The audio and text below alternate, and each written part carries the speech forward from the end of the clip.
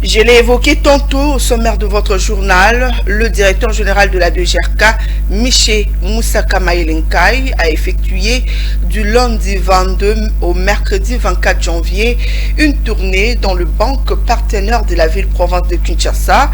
Il s'agit notamment des Cobank, de la BGFI Bank, de la Sophie Bank, de Robank et des Solidaire Bank, toutes possédant de comptes receveurs fiscaux pour la prise en charge des contribuables pendant cette période de la campagne de sensibilisation au paiement de l'impôt foncier exercice 2024 et de l'impôt sur le revenu locatif exercice 2024 revenu 2023. Plus de détails dans cet élément.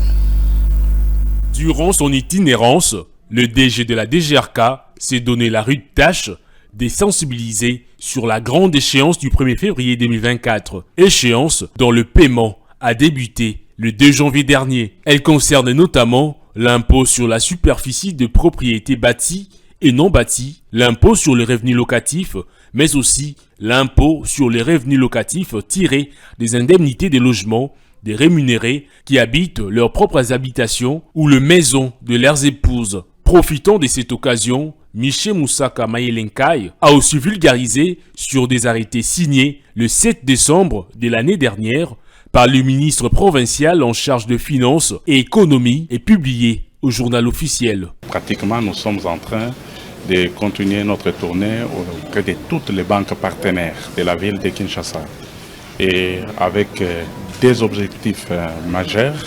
Et ces objectifs consistent notamment à la sensibilisation d'abord des banques qui sont nos partenaires et des clients de la banque qui sont aussi assujettis aux impôts, notamment pour leur parler de la grande échéance fiscale du 1er février 2024.